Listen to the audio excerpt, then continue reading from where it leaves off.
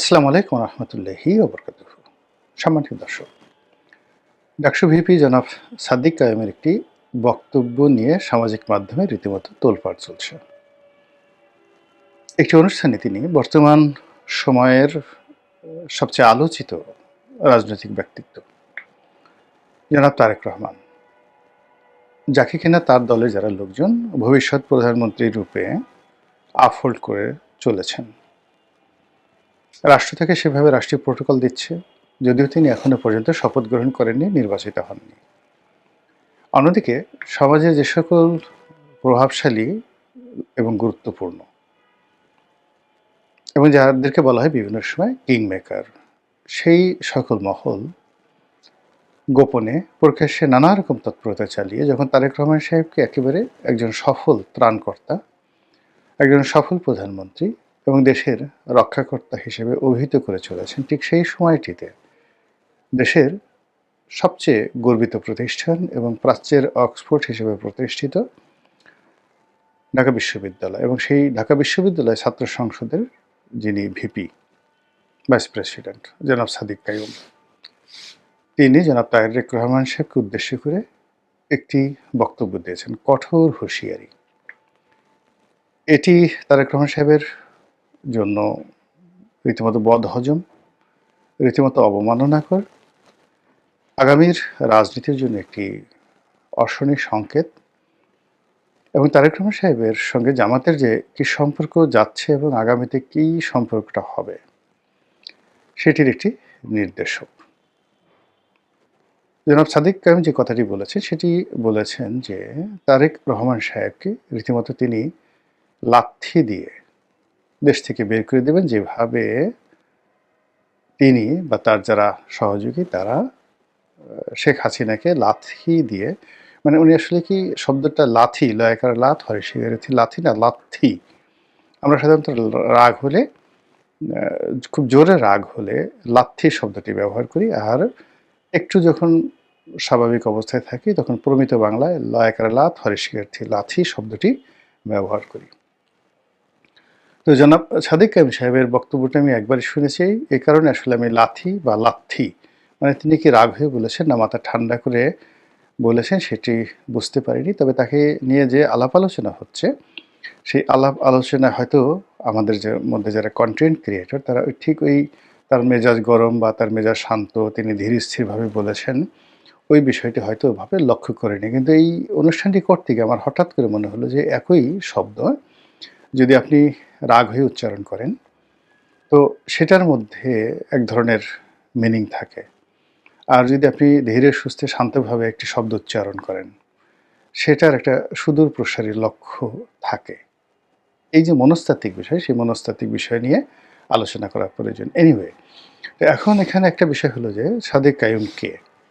সাদিক কাইয়ুম ঢাকা বিশ্ববিদ্যালয়ের ছাত্র সংসদের সভাপতি, মানে সহসভাপতি, আর এই মুহূর্তে সারা বাংলাদেশের ছাত্র প্রতিনিধিদের মধ্যে সবচাইতে গুরুত্বপূর্ণ, সবচেয়ে আকর্ষণীয় এবং সবচাইতে যেটিকে বলা হয় কৌশলগত কারণে ক্ষমতাধর যে পদটি রয়েছে, সেই পদটি জনাব সাদিক কাইয়ুমের দখলে।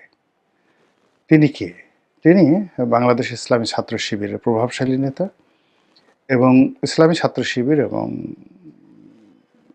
জামায়াতে ইসলামী, তারা যে গুপ্ত রাজনীতিতে সর্বকালের সফল, নিজেদের বেশ এবং বাস এবং ভূষা, বেশভূষা এগুলো পরিবর্তন করে তারা তাদের সবচেয়ে জানি দুশ্মন, জীবন মরণের দুশ্মন আওয়ামী লীগ, ছাত্রলীগ, তাদের মধ্যে যেভাবে মিশেছিলেন, কাঁধে কাঁধ মিলিয়ে তারা যেভাবে মিশেছিলেন, এই মিশে থাকার যে ইতিহাস, সেই ইতিহাসের যিনি বরপুত্র তিনি জনাব সাদিক কায়েম। এবং তিনি ঢাকা বিশ্ববিদ্যালয়ের মতো জায়গাতে, অর্থাৎ 1971 সনের মহান মুক্তিযুদ্ধের সময়টিতে কোনো রণাঙ্গনে, মুক্তিযুদ্ধের রণাঙ্গনে যদি জামাতের কোনো লোক ঘাপটি মেরে মুক্তিযোদ্ধার সেই সুরত ধরে তারা বছরের পর বছর সেই সেনা ক্যাম্পে থাকতেন বা আওয়ামী লীগের সঙ্গে মিলিত থাকতেন। ওটা যতটা না জটিল ছিল তার চাইতে সাদিক কায়েমের ছাত্রলীগের সঙ্গে মিশে থাকা, নীতি নির্ধারণী পর্যায়ে থাকা এবং ছাত্রলীগকে ডমিনেট করা অথবা ছাত্রলীগ দিয়ে কুকর্ম করানো, যে কথাগুলো এখন তাদের বিরুদ্ধে অভিযোগ আসছে যে তারাই ছাত্রলীগের সঙ্গে থেকে ছাত্রলীগ দিয়ে হেলমেট বাহিনী তৈরি করেছে এবং ছাত্রলীগের যত দুর্নাম এবং বদনাম সব এই সাদিক কায়েমদের কারণেই হয়েছে। এই কথাটি রীতিমতো সিলসাপ্পর মারা হয়ে যায়। তো সেই সাদিক কায়েম তিনি সাধারণ কোনো মানুষ নন, তিনি কৌশল জানেন, তিনি মেজাজ স্বাভাবিক রাখতে জানেন, তার দক্ষতা রয়েছে, অভিজ্ঞতা রয়েছে। বাংলাদেশের মধ্যে সবচেয়ে একটি বৃহৎ দলকে চ্যালেঞ্জ দিয়ে সেই দলের মধ্যে ঢুকে গিয়ে সেই দলের একেবারে যেটাকে বলা হয় টুস করে দেওয়া, তো সেই কাজটি করে তিনি সফল হয়েছেন। তো সেই সাদিক কায়েম জনাব তারেক রহমান সাহেবকে বকা দিয়েছেন, অকথ্য ভাষায় গালি দিয়েছেন, থ্রেট দিয়েছেন। এটি সাধারণ কোনো বিষয় নয়। এখন এই যে কাজটি তিনি কেন করেছেন, প্রথমে তার পরিচয় দিলাম তিনি এই কাজটি কেন করেছেন। যদি একেবারে প্রথমেই ধরি, সেটি হলো তিনি তারেক রহমান সাহেবকে দেখতে পাচ্ছেন না, তার মেজাজ গরম হয়ে যাচ্ছে। তারেক রহমান সাহেবের আচার আচরণ, চালচলন, কথাবার্তায় তিনি যার পরনাই বিরক্ত, এই জন্য তিনি বলতে পারেন। কিন্তু এই কারণে কি তিনি বলেছেন? সম্ভবত না। কারণ যদি আমাদের সামাজিক অবস্থান ধরেন, সামাজিক অবস্থানে তারেক রহমান সাহেবের অবস্থান, রাজনৈতিক ক্ষেত্রে তার অবস্থান, সাদিক কায়েমের অবস্থান আকাশ পাতাল পার্থক্য। এই অবস্থাতে তারেক রহমান সাহেবের সঙ্গে বিরোধিতা করা, তাকে পার্সোনালি আঘাত করা, যেটিকে জামাতের ভাষায় পাঙ্গা নেয়া বলা হয়, এই পাঙ্গা নেয়ার ক্ষমতা সাধারণত সাদিক কায়েম সাহেবের পর্যায়ের কোনো লোকের নেই। কাজেই ব্যক্তিগতভাবে ব্যক্তিগত ক্রোধ, কাম, লোভ, লালসার বশবর্তী হয়ে তিনি তারেক রহমান সাহেবকে শত্রু বানাবেন অসম্ভব বিষয়। তার দলের গ্রিন সিগন্যাল, তার প্রতিষ্ঠানের গ্রিন সিগন্যাল এবং তার সঙ্গে তার দলের একটা অব্যাহত যে সমর্থন যদি না থাকতো তিনি এই কথা বলতেন না, বলতে সাহস পেতেন না। আচ্ছা গেল। এখন তার এই বক্তব্যের ফলে তারেক রহমান সাহেবের মধ্যে প্রতিক্রিয়া কি? তিনি কি তাই সাদেক কায়েম সাহেবের বক্তব্যের গুরুত্ব দিচ্ছেন নাকি দিচ্ছেন না? আপাত দৃষ্টিতে মনে হচ্ছে যে তিনি ধৈর্য ধারণ করেছেন। তিনি ধৈর্য ধারণ করেছেন, এক কান্দে শুনছেন আর এক কান্দে বের করার চেষ্টা করছেন। আর অনেকটা সেই ব্রিটিশ প্রধানমন্ত্রী যে দ্বিতীয় বিশ্বযুদ্ধের সময় ব্রিটিশ প্রধানমন্ত্রী তার সেই বিখ্যাত বক্তব্যের মতো যে রাস্তায় চলতে ফিরতে গেলে আপনার পেছনে অসংখ্য বার্কিং ডগ থাকবে, ঘেউ ঘেউ করা কুকুর। আপনি যদি সবার উত্তর দিতে যান তাহলে তো পথ চলতে পারবেন না। তো সেদিক থেকে সাদিক কায়েম সাহেবকে যদি বার্কিং ডগ মনে করেন তারেক রহমান সাহেব, সেটা তার ব্যক্তিগত বিষয়।